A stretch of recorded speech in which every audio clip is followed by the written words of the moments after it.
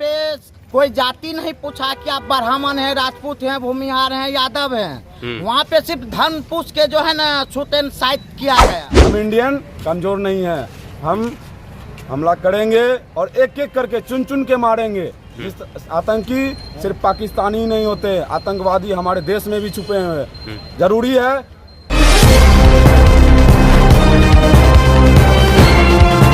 उदय किशनगंज में निकाला गया आक्रोशपूर्ण कैंडल मार्च।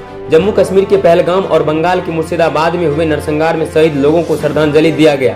अनुमंडल मुख्यालय उदय किशनगंज में गुरुवार को शाम के 7 बजे विश्व हिंदू परिषद बजरंग दल के कार्यकर्ताओं द्वारा आक्रोशपूर्ण कैंडल मार्च उदय किशनगंज के बैंक चौक से प्रारंभ होकर मुख्य बाजार होते हुए फुलो चौक पर शहीद हिंदू भाइयों बहनों को श्रद्धांजलि अर्पित किया गया। वहीं विश्व हिंदू परिषद बजरंग दल के कार्यकर्ताओं ने कहा कि बंगाल के मुर्शिदाबाद में निहत्थे हिंदू पुरुष और महिलाओं को चुन चुन कर नग्न करके उनका नरसंहार किया गया। अब जम्मू कश्मीर के पहलगाम में निहत्थे पर्यटकों को उनका धर्म पूछ कर पेंट खोलकर देखा गया। जो कलमा नहीं पढ़ा उनको पाकिस्तानी आतंकवादियों ने उनका नरसंहार कर दिया। इससे ऐसा लगता है कि हमारे देश में छिपे गद्दार पाकिस्तानी आतंकवादियों को सपोर्ट कर रहा है, जिसके कारण हमारे देश में घुसकर हमारे ही देशवासियों का नरसंहार किया जा रहा है।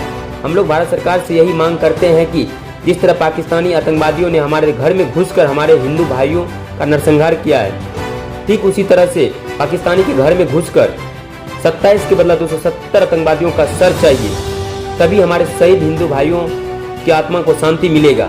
आज किस चीज को लेकर आप लोग आक्रोशपूर्ण कैंडल मार्च निकाले थे? बिल्कुल, आज जिस तरह हम लोग कैंडल मार्च और श्रद्धांजलि सभा आयोजित किए, कश्मीर में हुए जिस तरह हम हिंदुस्तानियों को टारगेट करके, हम निर्दोष हिंदुस्तानियों को टारगेट करके, बल्कि हिंदुस्तानी ही नहीं थे, सिर्फ विभिन्न अन्य देशों से भी वहाँ बहुत सारे पर्यटक पहुँचे थे। जिस तरह सबको एक एक करके खोज के जिस तरह हमलावर आतंकी जिस तरह हमला किए वो बहुत ही निंदनीय है। उन जो भी वहाँ पे पर्यटक शहीद हुए, जो भी सेना के सिर्फ पर्यटक ही नहीं थे, वहाँ के सेना के जवान भी वहाँ पे गए थे, टूरिस्ट जो भी थे। मैं खास बताना चाहता हूँ जिनका 10 दिन पहले जो इंडियन नेवी में थे, शायद वो सीनियर ऑफिसर थे, वो भी गए थे। मैं खास करके उनके प्रति हमारी सच्ची श्रद्धांजलि है। मैं आर्मी फिजिकल एकेडमी की ओर से उन वीर सेनाओं के सपूतों को सच्ची श्रद्धांजलि अर्पित करता हूँ। और मैं खास करके यह बताना चाहता हूँ, मैं उन आतंकियों को मतलब बता देना चाहता हूँ कि हम कमज़ोर नहीं हैं, हम इंडियन कमज़ोर नहीं हैं, हम हमला करेंगे और एक एक करके चुन चुन के मारेंगे।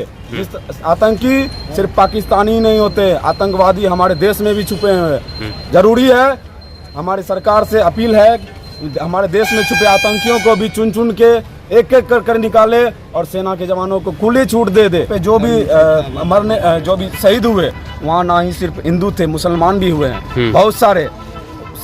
सिर्फ उनका आतंकवादी का सिर्फ टारगेट था शूट एंड साइट सबको शूट करना। अच्छा। जिस तरह घुसपैठ करके हम हिंदुस्तानी पर हमलावर हुए।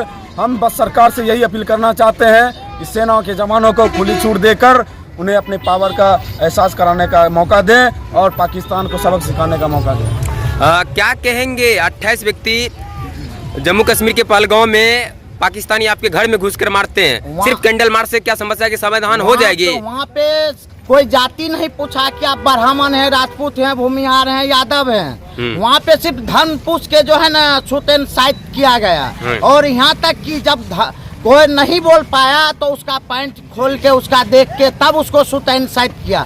मेरे सरकार से बस यही विनती है कि जितने भी आतंकवादी है उनके घर में घुस के उनको मौत का घाट उतारे।